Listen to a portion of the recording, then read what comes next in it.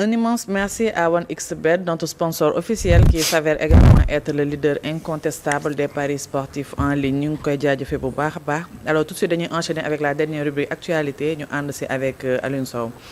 Alioune, économie, emploi, éducation, etc. Pourquoi ça traîne? Pourquoi ça traîne, Alioune? C'est... Mais en réalité je crois que ni xaw naa si jot a wax tuuti sax dans. Ah, touché nga ci mot plutôt. Touché naa ci mot l'économie du Sénégal est en rade à mon sens parce que évidemment économie bi ci le chômage bi dépendre ci la éducation la santé aussi. Yëpp lié lépp lié.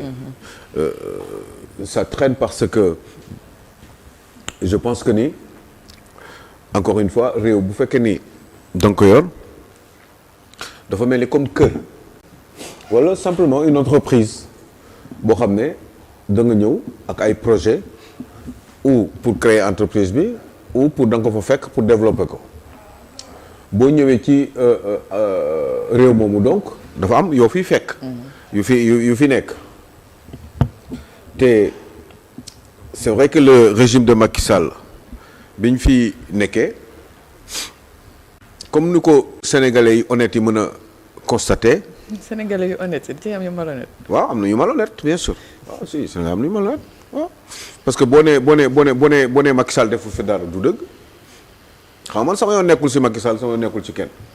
mais olof dafa am lu mu wax ça dépend de la vision de la personne. su fekkee ne yow dangaa jàpp ne def infrastructure la auto keneen jàpp ne def lekk ba suur naan ba màndi kooku bu ko neexee ne moom defu fi dara. waaw ki war a lekk ba suur pour mu naan ba màndi il faut que ay activités pousse ko ba mu mën a am lu mu lekk.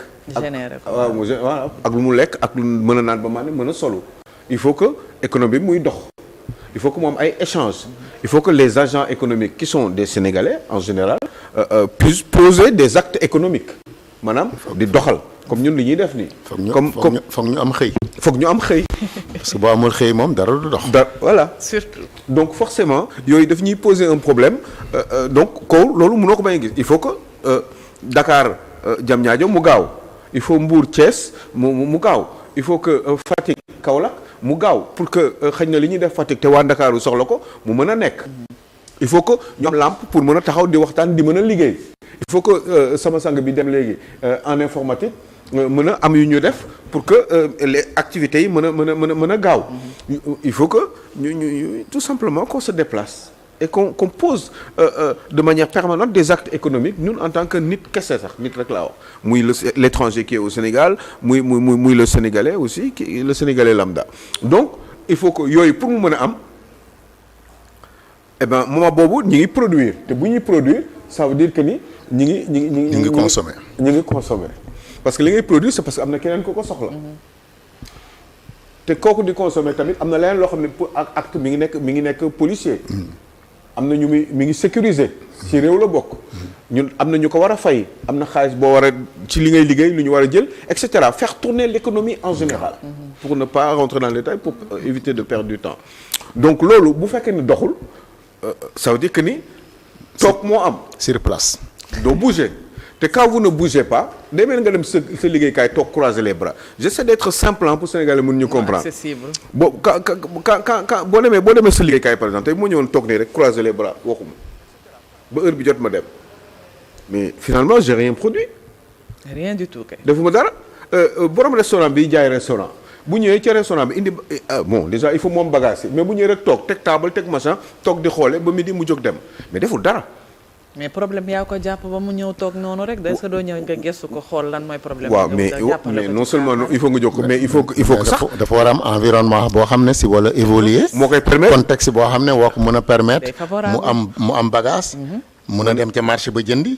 mun a ñëw am gaz. mun a ñëw mun a togg mun a am table bu ko defee nag yaakaar ne ñi ci chantier bi.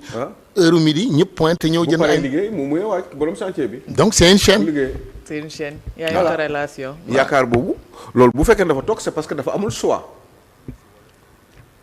ki nga xam ne toogul xëy na sax mi ngi góorgóorlu xëy na sax moom liggéeyulal réewam parce que le petit commerçant qui vend un objet un produit chinois wala yu demee noonu moom mi ngi rayante jàmbaar la xëy na waaye pour moom kese la en réalité parce que finalement moom mi ngi liggéeyal l'entrepreneur chinois bi nga xam ne moom moo liggéey ay produits am ba mu doy bi mu doyee ba pare mu jël li ko dese mu jox ko ñeneen ñi donc entreprise boobu créé xawma lan comme yi chinois di jaay rek comme daal yi booy di jaay fii ci Liberté 6 ak yu demee noonu. parce que ñooñu aussi joxuñ leen environnement boo xam ne ni mun nañ ko am fi seen dëkk.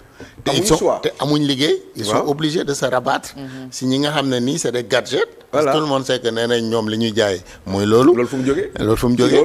mais ñoo ko permettre aussi mu ñëw. mais parce que amuñu choix aussi. voilà amuñ choix. moo tax ñu ubbi ko. voilà évidemment après ñu féliciter douane ne ko ils ont bien travaillé. c'est curieux naan 2500 milliards la gars yi dugal. c'est grave pour une économie. tout le monde applaudit mais ils n'ont pas compris que ni. douane plus muy dugal xaalis. plus ça veut dire que ni le pays va mal. parce que on ne produit rien. c'est-à-dire que yow produit yi ngay taxé moom la douane dajale. te produit yooyu bu ñu koy taxé c'est parce que dañ ko mënul defar ci réew mi. amu fi. léegi douane plus moins muy taxé. ça veut dire que plus on produit ici. ça veut dire que plus on produit ici. Et plus muy taxé ça veut dire moins on produit ici. voilà. c'est évident parce que li muy taxé. donc quand on a prédit que la douane a fait tant de milliards. waaw bu ñuy waaw. ça donne à réfléchir. Voilà. Comment faire de telle sorte que. Voilà. Tout ce qu'on a besoin de l'extérieur ñu mun a am capitaliser ko.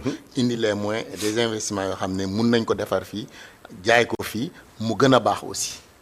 voilà yaourt exemple parce que bëgguma mu compliqué ci dama bëgg gars yi comprendre yaourt yaourt mooy soow yi nekk ci kii ñu koy jaay ci seen kii commercial bi ngay dégg noonu. mooy ñoom ñi ngay dégg la. ñi di centres commerciaux yi. yi ñu fay jaayee ki demee noonu yaourt yi yooyu noonu mais loolu kenn defaree ko ci réew mi. à part quelques légumes yi nga xam ne yenn centres commerciaux yi ñoom ñoo koy jël pour jàppale baykatu les maraîchers wala yu demee noonu. wala gerte caaf bi tout est importé. eh bien à part loolu y a rien. Tout est importé. Y a rien.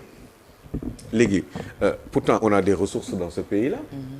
lan mooy poser problème bi lu tax ñun mënuñu ko. lu tax mënuñoo servir ñun.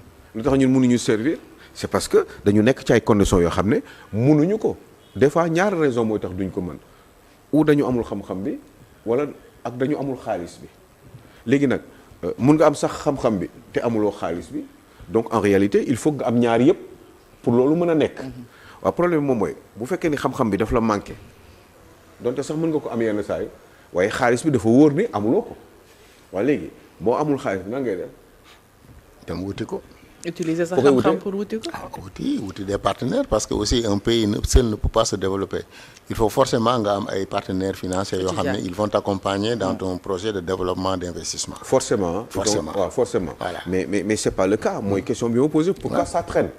léegi est-ce que xalaatu leen ni Sénégal dañu war a ñi ñu jiit dañu war a gindi pour wax ñu finalement ci ñetti at yi nar a ñëw 2 avril lay Bassirou Diomaye Faye di fi def ñaari at. est-ce que waruñu ñuy wax ni ñoom lan la ñu envisager. parce que il continue ñoom.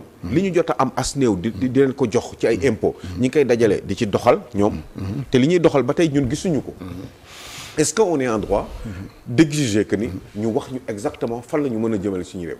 rien que en tant que sénégalais citoyen normal lambda. parce que loolu ñun gisuñu ko. moo tax en réalité ñun on aurait comme l'impression quelqu'un comme moi qu'ils y aillent à l'aveuglette tout simplement. te loolu mënul kii ci réew ndax réew waroo mën a toog 3 mois te defu leen ay déclaration wax réew mi fan la toll. parce que tey jii nii est-ce que xam nañ réew mi fan la toll est-ce que xam nañ réew mi gars yi fan la ñu bëgg a yóbbu xamuñu ko et qu'il nous parle pas de plan de 2035 comme Macky Sall ni mu ko doon defee wala 2050 pour faire rêver les Sénégalais parce que celui qui a 30 ans celui qui a 20 ans dans 10 ans il a besoin qui a 25 ans dafa bëgg liggéey quel que soit métier quelle que soit formation dafa bëgg liggéey dafa bëgg am jabar dafa bëgg dund dafa bëgg lekk dafa bëgg naan il n'attend pas 2035 peut-être qu'il ne sera plus là dund nit doomu aadama yow bu fekkee na nga jël ay responsable nga da nga ko bëgg a jiite dignitéem fi mu toll noonu ci dooleem nga koy dimbale pour mu mën a retrouver sa dignité et c'est pas du tout le cas. Aujourd'hui on parle de vision 2035. waaw Macky Sall moo doon wax 2035. ñoom il parle de vision 2005. waaw mais yooyu vision yooyu. mais xam nga ça c'est des projections. mais yooyu ñeneen ñoo koy def projections yi ngay def d'abord na am lu concret nga am lu gis mais pour l'instant dara lu concret gisagum. mais c'est même pas intelligent donc on peut pas se fier à ces projections dès l'instant que gisaguñ dara lu taxaguñ dara lu rassuré boo ñu bëggee wax 2050 mais ku gudd fan ko fekkee. Aujourd'hui ce qu'on a besoin c'est régler fan sax 2050 c'est régler les urgences. Alors aujourd'hui les urgences mooy li ma la ko wax. mooy comme ne wax faire de telle sorte que l'économie tourne. mais léegi nan lay def tant que l'économie ne tourne pas. amul dara leneen loo mën a parce que autour de l'économie ci nga mën a gravité pour mën a am ay koom. nit ñi mun la woore naa fii kat mu ngi dox nañ yóbbu suñu xaalis mais tey kenn ñëwul. doxul mais ça pose problème. wala qu'est-ce qu'il faut faire xam nga question bi moo tax mu bëgg ñu waxtaanee ko. c'est fait exprès parce que il faut que ñu comprendre ñoom fan lañ ñu bëgg a jëmee. qu'est-ce qu'il faut faire parce que finalement Bassirou Diomaye Faye est président de la République il en a encore pour 3 ans mais fii ak 3 ans perte na déjà ñaari at parce que Sénégal doxul ñëpp xam nañ ko y a rien qui marche. Tous les secteurs d'activité sont à terre. Le bâtiment, on l'a dit. Il y a 20 ans, on disait encore quand le bâtiment va, tout va. Tout le monde le sait. Ñi tabax corniche, ñi tabax VDN, ñi tabax machin, ñi tabax pont yi, autopont yi, ñi tabax tali yi. Mais c'est tout dans le bâtiment. Mais ñooñu ñaata à quel niveau ils ont engrangé l'économie sénégalaise. ci xam nu ñu koy waxatee ci olof nan la ñooñu yaa ngi imaginer nu ñu comment ça fait tourner l'économie de ce pays-là. période boobu. Ah ouais, mais parce que aujourd'hui comme tu dis moi c'est pas Macky Sall qui m'intéresse mais c'est l'économie sénégalaise le développement du Sénégal qui m'intéresse quoi qu'on puisse dire nous dans le secteur du BTP les 12 ans quand même de Macky Sall on n'a jamais connu pareille situation parce qu'il y avait des investissements il y avait de grands chantiers les gens travaillaient les gens étaient payés. Mais les débuts de Macky Sall aussi étaient compliqués. Non le problème c'est que c'est le début de Macky Sall non mais après quoi qu'on puisse dire, même si les débuts de Macky Sall étaient compliqués, pas aussi compliqués comme nous le vivons aujourd'hui, parce qu'on n'est jamais resté avec autant de chômage, autant d'arrêts de chantier, autant d'invisibilité, autant de manque de vision. Donc, loolu tey tant que loolu levéwul moo tax mu wax ne c'est une priorité des priorités pour que le secteur du BTP puisse être revu et corrigé. Parce que loolu bu doxul. Comme ni nga wax kii jaay fee resto kenn du añ. Mais oui. charrette bi dootu jëli ciment. keneen noonu grand projet amul nit ñi dootuñ tabax. te quoi qu'on puisse dire tey comme ni nga waxee ne quand on dit que moi je suis maire d'une commune. je sais ma commune fa ma ko jëlee. fi ma ko jëlee bi ma koy jël c'est 32 villages 3 villages électrifiés. mais en 8 ans avec le régime de Macky Sall on a ajouté 27 villages électrifiés avec des pistes avec des nangam ñooñu boo leen waxee ne tey dëkk bi doxul dañ naan arrêté parce que su ma amee damay naan ndox ma sedd damay seetaan télé ma am wifi dama am yoon dama am lii loolu yëpp tey en 2 ans tu perds tout ça boo ñëwaatee ne ko dox na mu ne la doxul parce que ce qu'on attendait mooy loolu plus que ça loolu amoon na c'était un plus mais un plus que ça mais su amee en deçà de ça et que ça devient maintenant plus inquiétant pas de visibilité mais ça pose problème moo tax on est dans ces difficultés donc priorité des priorités comme ni nga faire que l'économie tourne tant que l'économie ne tourne pas avec tous les secteurs aujourd'hui tous les secteurs tey maa ngi nuyu waa Kaolack yi les chauffeurs de camions ñiy buub suuf dégg naa ñu ngi grève lu mos am très rare parce que li ñuy grève parce que paraît-il que taxes yi ñu leen jox attanuñ ko xam nga bu ñu demee ba tey ñu ne chauffeur yi jaay camion suuf maa ngi leen di nuyu waa Kaolack yi donc c'est problématique yooyu yëpp dafa nekk loo xam ne nii tout le monde est impacté. waaw mais et loolu nag. yéen jàppoo la de c'est peut-être une mauvaise chance parce que la crise là actuellement c'est partout dans le monde. Non. C'est le résultat des guerres, les conséquences de la Covid. Non, ce controverse. Ma soeur. Ce controverse. Ma soeur, il faut pas être l'avocat du diable. Non, mais sérieusement. Non. Il faut pas faire l'avocat du diable. Aujourd'hui. Non, mais les problèmes, c'est partout. Non, les problèmes de niveau de développement, il ne faut pas qu'on compare ce qui n'est pas comparable. Mais aujourd'hui, moi je fais un peu partout en Afrique et partout.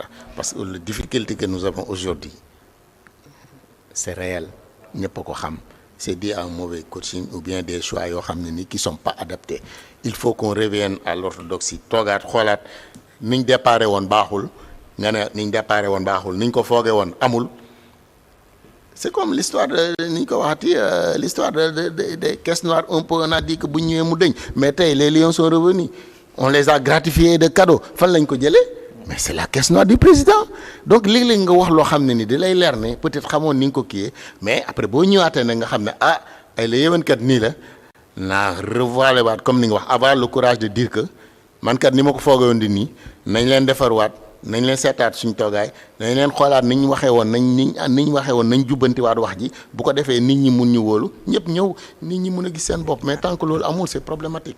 Mais un tel discours il ne peut pas se permettre de tenir cela. Pourquoi pas. Faut savoir. Alors ça va juste créer davantage de problèmes. C'est un aveu d'échec carrément. xam nga gis nga mbir mi il faut mu leer ça traîne parce que dañ leen jox réew boo xam ne ñoom dañu amoon ay promesses ñu am lu ñu fekk ci réew mi Sénégal Macky Sall bi mu fiy jógee man xam nga dama bëgg mu leer Sénégal amoon na possibilité récupérer 1,8 milliard € d'argent boo xam ne FMI daf ñu ko waroon jox loolu lu ñu négocier woon la ba pare loolu benn la. bi Macky di dem.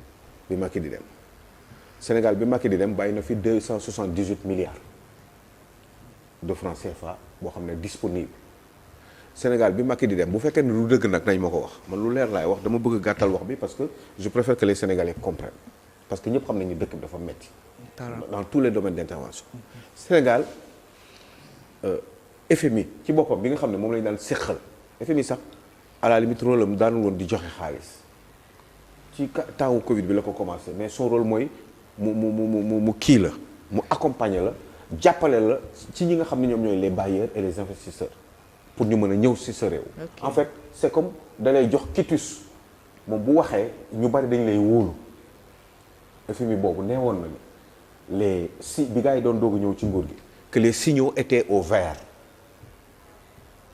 signaux bu vert nag bu dee FMI waxu ko ngeen ñëw ne ma lii FMI mosu koo wax lu leer laa wax Banque mondiale ne woon na aussi man waxuma dama ànd ak ñoom waaye boo mënagul da ngay gérer def ndànk mooy li góor gi waxoon sama xarit ba rek Mbaye ja waxoon ko ne ko booy xeex ak ku la ëpp doole da ngay muus waaye dañu gëmloo woon ni fii nii tout de suite le problème en 2 mois on le règle biñ daan wax ni jën danañ ko fi tuur ci quelques mois ñun bu ñu ñëwee ci nguur gi parce que dañ ko may ay nit bu ñu daan wax ni tubaab bi dañuy ñëw di demander ay visa pour ñëw dugg Sénégal en un laps de temps moi franchement je rigolais mais je rigolais avec amertume parce que dama xam ni liy wax bii du dëgg. C'est impossible. bu ñu ma waxee ni ñetti weer ñu lijjanti problème économique bu ñu ma doon wax waxu économie endogène nii ci Sénégal en 2022 2023 2024 2025 ba 2035 man damay reetaan parce que xam naa ni mënul nekk te daf maa wóor endogène laa wax de économie endogène maanaam lépp loo développé sa réew ci biir réew mi nga ko jëlee mënul nekk il faut du temps kooku sama doom wala sama sët mooy lijjanti loolu mais nii la ñu wax nan la ñuy def ba doomu sénégalais yi lekk ba suur naan ba màndi bu ñu bëggee solo ñu solu bu ñu feebaree ñu faju ñu leen di toroxal ci hôpitaux yi di leen laaj ay garab yooyu mooy priorité ci réew liggéey ñuy def ko bu ñu fekkee ni ceeb la ñu gën a bëgg ci réew mi ñu fexe ba ceeb di ko bayee ci réew mi di bay noor di bay nawet bu dee dañuy soxla maïs ñu fexe ba loolu parce que am nañu suuf am nañu naaj ci loolu la ñu waroon concentré wu ci benn mandat même bu fekk nekkatul sax kenn bu ñëwee mu continuer loolu mooy dëgg Banque mondiale maa ngi leen koy wax ne woon na ñu nekk nañu fii ak 10 ans dañu nekk dynamique de émergence ñoom bi ñuy ñëw Banque mondiale moo wax loolu à l'instar du Brésil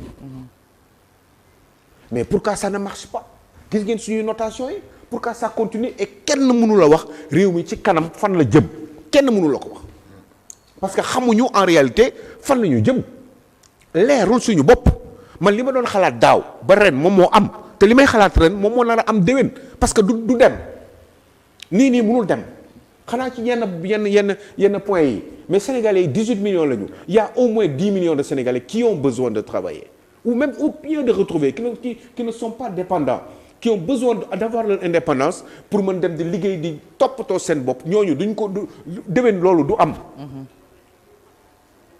déwénati loolu du am du sotti c'est impossible donc man je pense que ni il faut que ñu stimuler l'économie de ce pays-là et pour cela il nous faut retrouver des sous de l'argent et cet argent-là pour l'avoir il faut nga am ñoo waxal ñoo xam ne dañu am xaalis boo bëggee tabax wala nga bëgg a créer entreprise. Eva nan ngay def. est-ce que doo dem banque est-ce que doo dem banque wuti xaalis. da ngay wuti banque xaalis pour mën a liggéey après ngay fay banque bi. waaw mais Sénégal foofu la ñu toll. on est un pays pauvre à construire. avec beaucoup d'opportunités. am nañu suuf wax naa leen ko am nañu naaj am nañu ndox am nañu lépp am nañu des bras am nañu une jeunesse bu dëgër ñoo xam ne jaay yi ñuy jaay fi produit chinois yi loolu gënalu leen ils préfèrent autre chose. am nañu mun nañu leen def ay béykat yu bari xaalis mun nañu leen def ay éleveurs yu bari xaalis ba nga xam ne yu bari duñ koy jege 4000 5000 francs les kilos yàpp di jaar ci réew mii Sénégal est-ce que vous pensez que ni c'est normal dëkk boobu mënul dox parce que celui qui doit manger qui a besoin de la viande pour lekk pour mën a defar yaram xam nañu yàpp lan la doon ci nit xam nañu viande blanche aussi muy volaille lan la doon ci nit mais demal nga laaj ñaari kilo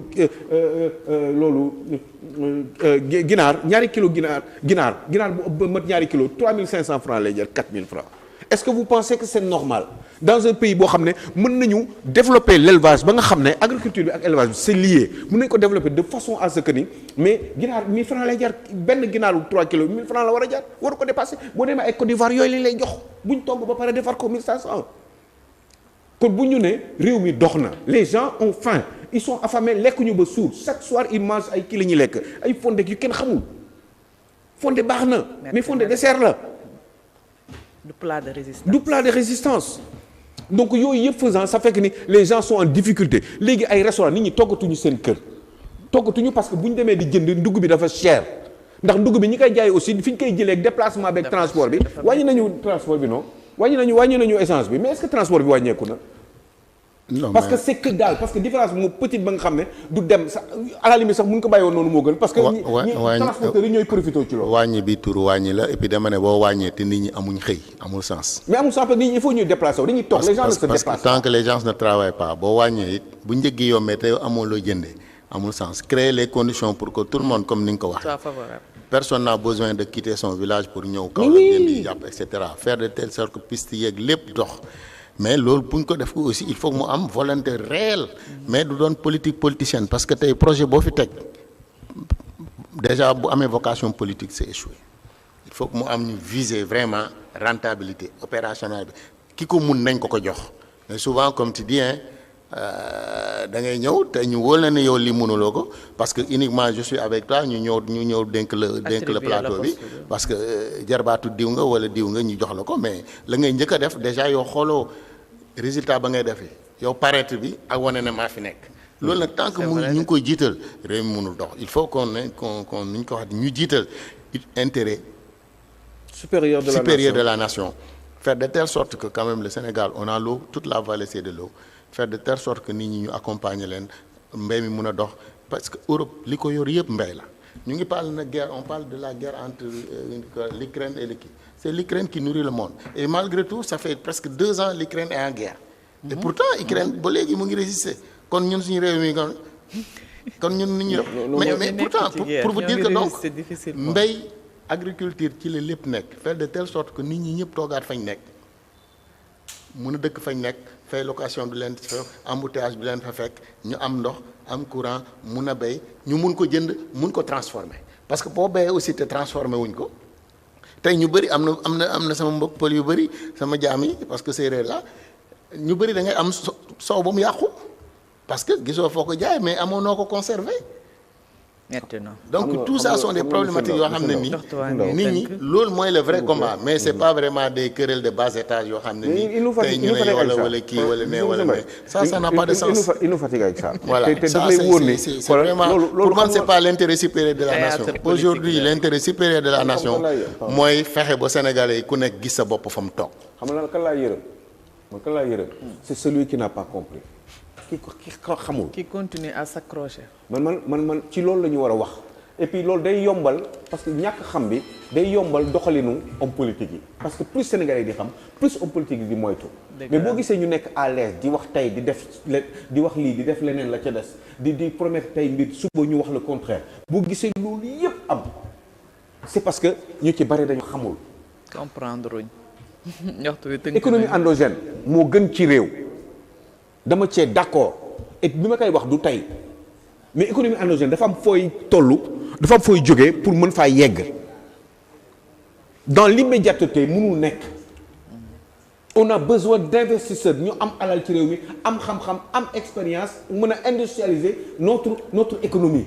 il faut l'industrialiser sama waa ji mi ngi wax mbay léegi mais mbay boobu boo defaree gerte gi te mënoo ko transformer Sonacos existe depuis des années. mais tey amul capacité sax non mais tey yaa ngi wax gerte mais y a un problème réel te gerte gi tey am na ñoo xam ne nii bay nañ macha allah nawet bi dox na ndox am na mais ils ont cultivé ils ont eu de très bonnes récoltes mais aujourd'hui ils ont été lésés parce que tout simplement amuñ fuñ jaayee wala prix bi on l'a fixé tardivement ñii ils ont bravé leur kii di jaay ay kilos 150 kilos 175 bu ko defee ñi mel ni man am xaalis dugg ci àll bi profiter bay kii bi mais ça tout ça c'est un manque. mais xamul lu tax donc c'est un problème réel. mais xamul lu tax parce que tout simplement parce que c'est le cadre organisationnel qui n'est pas. et puis tant que ñu ngi xaar nawet aussi pour réussir mbay. sans passer bay noor bay nawet mais loolu mënul am. je suis content d'échanger avec un monsieur au moins je me rends compte que ni il y a des gens quand même qui réfléchissent dans ce pays-là et qui peuvent penser de manière objective pas ay yuuxu nii. non moi politicien ça ne m'intéresse pas. non moi xam nga sax c'est la nation qui m'intéresse. xam nga lépp sax politique la c'est l'intérêt supérieur qui m'intéresse. xam nga lépp politique la sax. parce que vous posez un acte économique. voilà parce que mais wax li nga xam ne nii moo jëmale. j'ai bien bossé. wax li nga ne nit ñi jëmale kanam loolu moo am solo maintenant nag war a toog di nga toog ñu bàyyi lépp yàlla mi yor lépp. en fait dañuy toog mais duñu liggéey en fait. ils ne savent xam nga. billahi wallahi ils ne savent pas travailler. gis nga liggéey. da nga koy def nañu coupé de. voilà ok non liggéey non juste pour dire rek liggéey non Modou Fall dañu coupé. damay wax moom mooy coupé. liggéey des heures de travail effectives da ngay ñëw heure ngay liggéey mais d'abord il faut nga am opportunité de travail là mais vous ne l'avez pas parce que c'est pas de votre faute parce que ñi ñuy jiite ñoo deful liggéey bi am na yoo xam ne nag depuis 2000 commencé na fi mi ngi yéeg te warul arrêter waaye wax dëgg yàlla depuis 60 bi ñu indépendant yi ba tey liggéey bi li avancé wul trop parce que waroon nañ dox ci ay projections xam ni en 1960 bu fekkee ni 5 millions lañu bu ñu demee ba 2025 wala 2000 wala l'an 2000 15 millions la ñuy doon dans 10 ans on sera 20 à 25 millions de Sénégalais donc yooyu dañ ko war a sóoraale te dafa am ñoo xam ne dañ leen daan fay ci fonction publique bi te defuñu liggéey bi jox ko état bi tenir compte ci loolu pour développer leur politique de développement tout simplement et ça ne se fait pas. Thank you so much. yàlla na yàlla sàmm bu baax a baax amiin yàlla suturaal yàlla dëgëral suñu cër amiin seen seytaane di ziar bu baax Penda Diallo Gueye et puis Mamadou bi tey aussi namm naa ko trop di ziar aussi Bintou Fall tamit namm nañ ko waaw Bintou Fall aussi namm nañ ko et puis aussi di bàyyi xel bu baax a baax Maman Ndeye Thiam nekk fële sa Thiès di ko sant bu baax a baax di ko ñaanal yàlla mu gudd fan et puis am beaucoup de bonheur dans son entourage familial et puis ma maman aussi qui est à Alfortville mes filles qui sont entre la Suisse et Londres hein, voilà Awa Sow et puis Hélène aussi mon fils Mohamed ñu ngi leen di sant bu baax a baax c'est un plaisir d'être avec vous sama gars yi dafa am sama gars yu baax yi nekk fële ca Mbour ñoom Doudou Aïdara ak jabaram xam nga José ak sa femme aussi Bernadette gars ñu baax ñoo xam ne ñoom Ramatoulaye entre autres sama nit yu baax yooyu nekk ci réew mi ak ñi ma tuddul aussi nekk à l'étranger di ma seetaan am cofeel ci man et puis Lamine Diakité Lac Rose la dëkk délégué de quartier c'est un monsieur c'est un inconditionnel de Pastef waaye yàlla da ko xiit ci man waaw Lamine Diakité moo grand mooy délégué l'un n'empêche pas l'autre. waaw mais c'est parce que c'est un homme intelligent tout simplement. yaa ngi tooñ. waaw Lamine Diakité. voilà. merci beaucoup Aliou c'est un plaisir comme d'habitude di remercier bu baax a baax aussi suñu invité monsieur Ndao di remercier aussi monsieur Am Samb mi fi